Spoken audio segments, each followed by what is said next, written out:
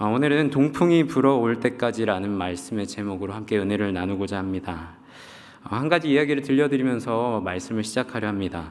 한 달 전쯤에 제가 사역하고 있는 아동부 어린이들을 대상으로 성경 골든벨 대회를 개최한 적이 있습니다. 사순절을 맞이해서 어린이들과 함께 필사를 했었거든요. 그 필사한 성경 말씀으로 예상 문제를 나눠주고 공부하여서 성경 골든벨을 했습니다. 그간 코로나로 하지 못했던 행사들을 하는지라 아이들도 또 선생님들도 참 기대가 되고 설렜습니다. 골든벨 당일에 우리는 참 여러 번 놀라지 않을 수가 없었어요. 아이들이 얼마나 열심히 공부를 했는지 전원 정답을 맞추는 일이 참 많이 있었습니다. 한 명도 떨어지지 않고 전원 이렇게 계속 맞추는 일이 참 많이 있었어요. 그리고 마지막에 7명의 친구가 남았을 때는 아이들 계속 정답을 맞춰가지고 시간이 다 됐는데도 끝나지 않아서 도저히 오늘은 결판을 못 내겠다 해서 다음 주로 우리가 좀 연기를 하자 이렇게 마친 기억이 있습니다.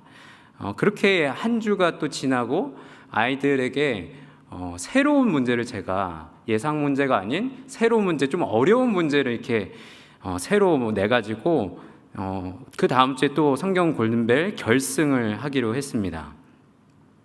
처음에 다시 시작하자 아이들이 예상 문제에 나오지 않은 문제가 나왔다고 이렇게 항의를 했지만 이내 곧 정답을 적어 내리는 모습을 보면서 또 한번 놀라지 않을 수 없었습니다. 아이들이 당황한 기색이 잠시였고 잘 문제를 맞춰 나갔어요. 참 대견한 아이들의 모습이었습니다. 그러나 이번 주에 정말 제가 칼을 갈고 이렇게 준비를 했거든요. 어려운 문제들을 많이 내고 제가 내도 저도 못 맞출 정도로 어려운 문제들도 있었습니다. 그렇게 어려운 문제들이 계속되니까 1명, 2명 떨어지고 마지막에 2명의 아이들이 남았어요. 근데 또 놀라운 것은 이 2명의 아이가 1명은 6학년 어린이였고요. 나머지 1명은 1학년 어린이였습니다. 네. 저희 지금 아동부가 한 80명에서 90명 정도가 출석하고 있는데 1학년 아이가 최후의 2인에 선정이 된 거예요. 그리고선 이제 골든벨을 울린 아이가 이제 나왔는데 그 아이가 6학년 아이가 아니라 1학년 아이가 골든벨을 울렸습니다. 네, 놀라움의 연속이죠, 여러분. 또 한 가지 참 제 마음에 뭉클했던 것은 이 6학년 언니가 1학년 친구가 정답을 맞추고 자기는 못 써가지고 떨어졌는데 정말 정답이 발표하자마자 그 아이의 정답이 맞는 걸 보고선 그 아이를 바라보고 박수를 쳐들더라고요. 그래서 우리 아이들의 모습을 바라보면서 정말 우리 교회의 미래가 밝구나, 한국교회의 미래가 밝구나라는 그런 뿌듯한 시간을 경험했습니다. 여러분, 우리 교회의 미래가 밝은 줄로 믿습니다. 한국교회의 미래 밝은 줄로 믿습니다. 이 일을 경험하면서 한 가지 든 생각은 우리의 인생과 같지 않나, 우리가 생각하고 또 예상한 대로 흘러가지 않는 것이 우리의 인생이지 않습니까? 누가 1학년 아이가 결승에 진출하고 골든벨을 울릴 줄 알았겠습니까? 그리고 또 내가 안다고 생각했던 것이 실상 잘 알고 있지 못한 것이었구나 라는 생각도 하게 되었습니다. 저는 오늘 말씀 또한 마찬가지라고 생각을 합니다. 오늘 말씀, 여러분 이 말씀 모르시는 분 계신가요? 네. 여기 있는 분들 중에 한 분도 모르는 분 안 계시리라 생각을 합니다. 저희 아동부 아이들도 사실 다 아는 말씀, 너무 유명한 말씀이죠. 그렇지만 사실 우리가 안다라고 생각하는 것이 우리의 오만일 때가 많이 있더라고요. 성경을 묵상하고 그 말씀을 곱씹다 보면은 내가 알고 있었던 것이 참 얕게 알고 있었고 잘못 알고 있었던 것이구나 라는 것을 깨닫게 됩니다. 성경을 알면 알수록 더 그런 고백을 하게 되는 것 같아요. 오늘 말씀도 그랬습니다. 설교를 준비하면서 제 안에 새로운 깨달음이 있었고 하나님 주시는 마음이 있어서 여러분과 함께 은혜를 나누고자 합니다. 요셉이 노예로 팔려서 이집트로 오게 되었죠. 이집트의 총리가 된 후에 그의 가족들과 친척들 모두 70여 명이 이집트로 이주해 오게 되었습니다. 430년 동안 이집트에서 살았어요. 처음에는 총리의 가족들이니까 얼마나 융숭한 대접을 받았겠습니까? 요셉을 총애하는 파라오가 참 극진히 대접을 했습니다. 그러나 요셉을 대접하던 파라오가 죽고 그의 자손들이 아닌 다른 가문에서 파라오가 즉위하게 되었어요. 이런 역사적인 흐름 가운데 요셉의 가족들 이스라엘 족속은 찬밥 신세로 전락하게 되었습니다. 또한 하나님이 이스라엘을 축복하셔서 그들의 수가 처음엔 70이었지만 날로 부흥성장하게 되었어요. 그 모습을 바라본 이집트의 파라오가, 그들을 더 이상 사랑하지 않는 이집트의 파라오가 볼 때에는 눈의 가시와 같은 존재가 되고 말았습니다. 날로 이집트의 파라오는 이스라엘 백성들은 핍박하였고요. 핍박하는 데서 끝나지 않고 이스라엘 백성들은 모두 이집트의 노예로 전락하게 되었습니다. 극심한 노동과 억압에 지친 이스라엘 백성들은 출애굽을 간절히 바라고 구했습니다. 여러분, 기도하면 하나님께서 어떻게 하시죠? 응답하시죠. 기도하면 하나님 응답하십니다.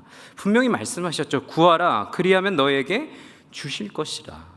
찾으라 그리하면 찾아낼 것이며 문을 두드리라 그리하면 어떻게 되죠, 여러분? 열릴 것이다. 맞아요. 주님께서 우리에게 그렇게 말씀하셨습니다. 하나님은 그의 백성들의 기도를 들으시고 모세라는 지도자를 세우셔서 이스라엘 백성들을 애굽에서 구출해 내셨습니다. 여기까지 우리가 너무나 잘 알고 있는 상황입니다. 오늘의 말씀의 배경이 되는 상황이죠. 10가지 재앙을 통해서 장자의 죽음을 경험하고 나서야 이집트의 왕 파라오는 이스라엘 백성들을 내보냅니다. 그러나 얼마 지나지 않아 파라오는 기병과 군병을 데리고 전차를 타고선 이스라엘 백성들을 잡으려고 뒤쫓아옵니다. 변덕이 죽을 듯하는 파라오 앞에서 이스라엘 백성들은 다시 바람 앞에 등불과 같은 처지가 되었어요. 여러분, 이스라엘 백성들은 어떻게 반응하고 있을까요? 우리 말씀을 다시 한번 보겠습니다. 출애굽기 14장 11절 말씀 우리 다 함께 읽기 원합니다. 14장 11절 말씀 다 함께 있습니다. 그들은 모세를 원망하며 말하였다. 이집트에는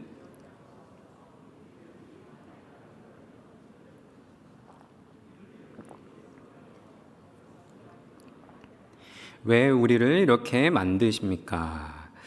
여러분, 이스라엘에 무덤 쓸 자리가 없어서 우리를 이 사막에 끌고 왔냐고 이스라엘 백성들이 모세를 원망하죠. 두려움이 마음의 눈을 지금 가린 거예요.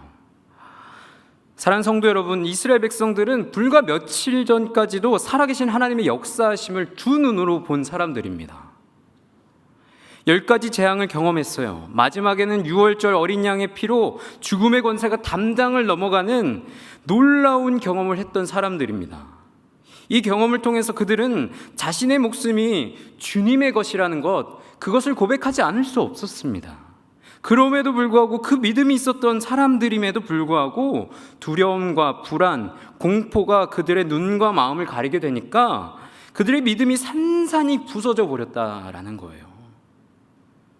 여러분, 이 모습이 그저 이스라엘 백성의 모습입니까? 저와 여러분의 모습이 아닙니까? 하나님을 믿고 예수님을 구주라고 고백을 합니다. 우리 안에 분명 믿음이 있어요.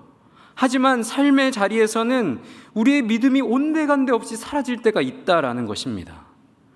두려움의 상황이 덮쳐올 때에, 큰 파도와 같이 우리를 삼키려고 할 때에 이집트의 전차 부대가 이스라엘을 덮쳐오는 것과 같이 우리를 덮쳐오는 세상의 흐름이 있다라는 겁니다.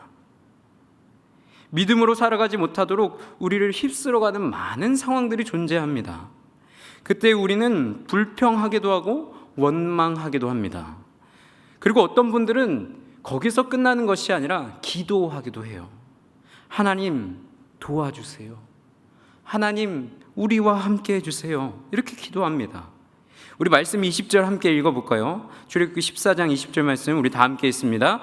이집트 진과 이스라엘 진 사이를 가로막고 섰다. 그 구름이 이집트 사람들이 있는 쪽은 어둡게 하고 이스라엘 사람들이 있는 쪽은 환하게 밝혀 주었으므로 밤새도록 양쪽이 서로 가까이 갈 수 없었다. 아멘. 절체절명의 상황 가운데에 하나님께서는 살아계셔서 이스라엘의 기도를 들으시고 이렇게 응답하셨다라는 거예요. 하나님께서는 그 상황 가운데 이스라엘 백성들의 기도를 들으시고 즉각적인 해결을 해주시지는 않았습니다. 완전히 해결된 상황은 아니었어요. 19절 말씀해 보니까 하나님의 천사가 이집트와 이스라엘 진영 사이를 가로막고 섰다라고 말씀합니다. 이집트 쪽은 어둡게 하였고 이스라엘 쪽은 환하게 비추셨다라는 거예요. 이집트의 눈을 가리신 것입니다.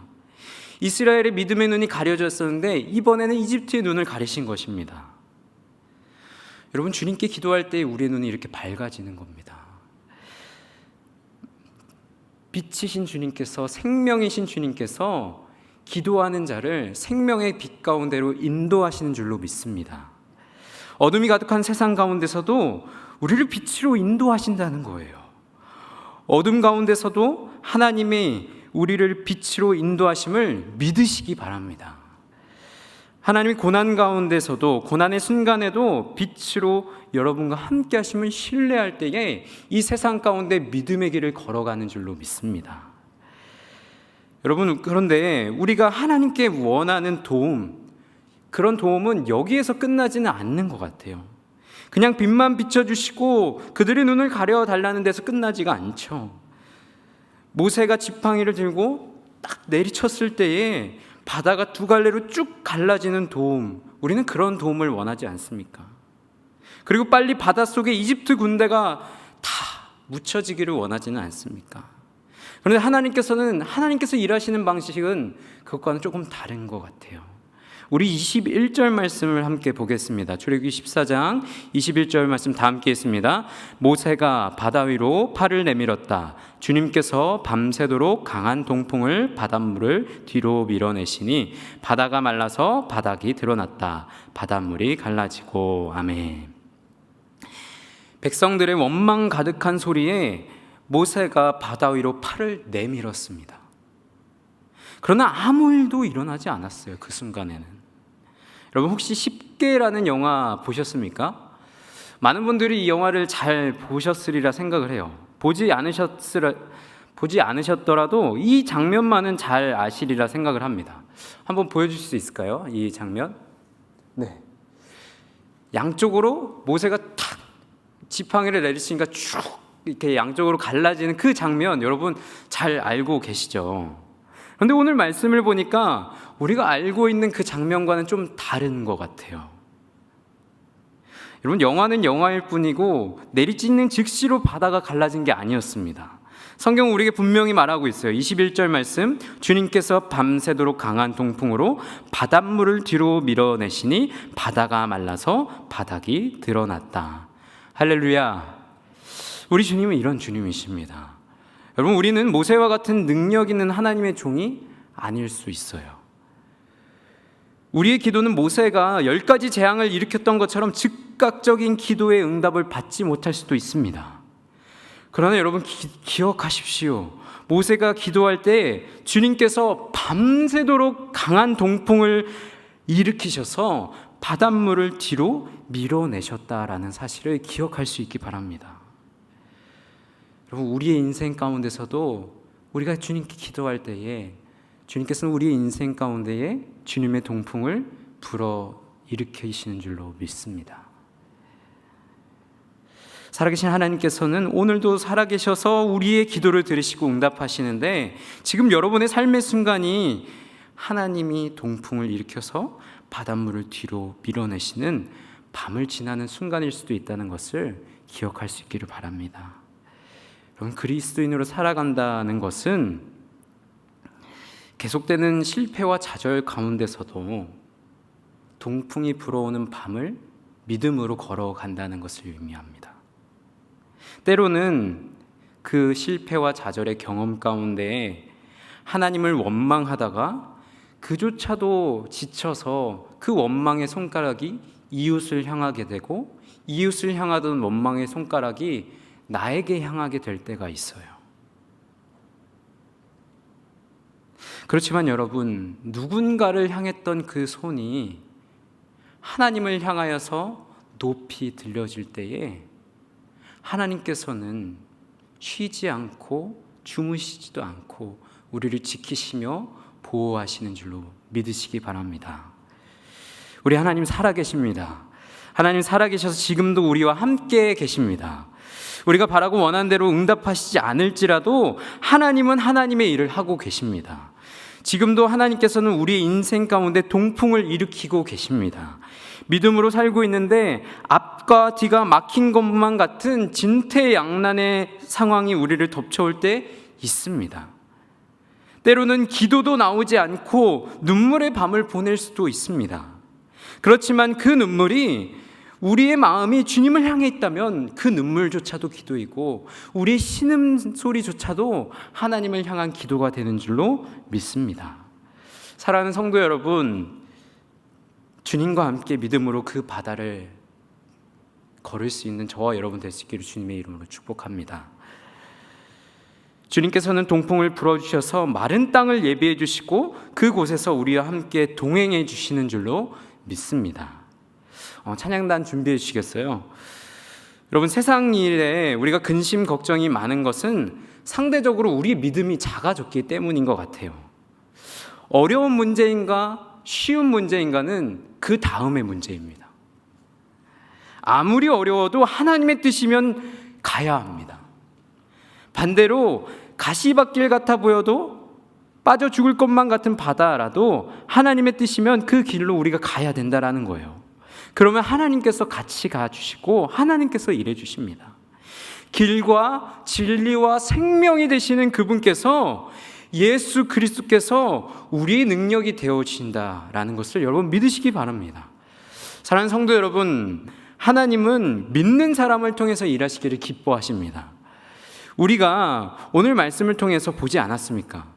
동풍을 일으키시는 하나님, 바다를 마른 땅으로 변화시키셔서 인도하시는 하나님은 보이지 않는 것 같아도 지금도 우리와 함께 하시며 일하고 계십니다.